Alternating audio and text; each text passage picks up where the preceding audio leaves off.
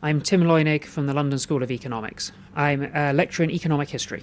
The benefits are definitely overstated. Britain's fastest line goes to Newcastle and on to Edinburgh, but Newcastle is not a prosperous city. It's doing better than it once was, but nobody will go to Newcastle and say, well, this looks like London, despite it having this tremendous rail service. And others, like David Spavin, a transport consultant based in Edinburgh, point out that for every winner from high-speed rail, there are losers too.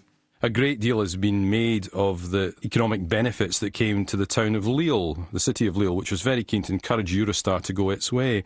And Lille's done very well, but equally Amiens, which used to be on the old rail route to Paris, has suffered.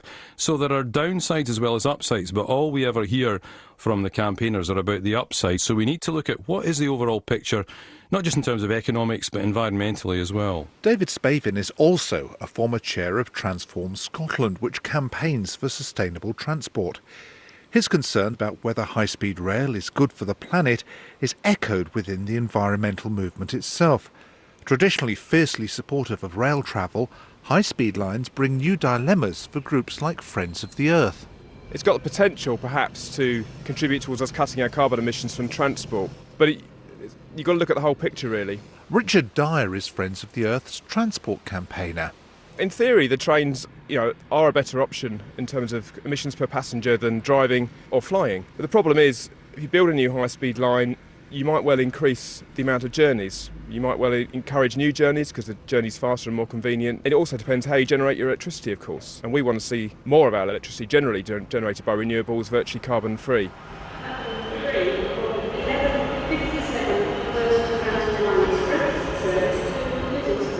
Professor Roger Kemp's a fellow of Lancaster University's engineering department, but before a life in academia, he helped to build some of the high-speed trains which run in Europe.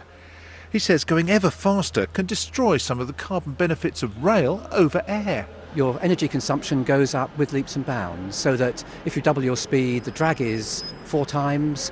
If you treble your speed, the drag is 9 times. So very quickly you run into the laws of physics that there is a limit beyond which it doesn't really make much sense to go. If you go from about 100 miles an hour up to, say, 200 miles an hour, you're probably going to double the amount of energy you use, and assuming you're using the same supply of energy, then you'll double your carbon emissions. The problem for many of the sceptics is that whilst Eurostar trains from London to Paris might be nearly full to capacity, would this be the same with people making the journey from Edinburgh to London? Is there the demand to sustain a high-speed route, or would that demand have to be created? Transport consultant David Spavin. For a line to be widely used in terms of a high-speed link to Scotland, the rail company or companies who operated it would have to generate massive amounts of travel to make it worthwhile running it.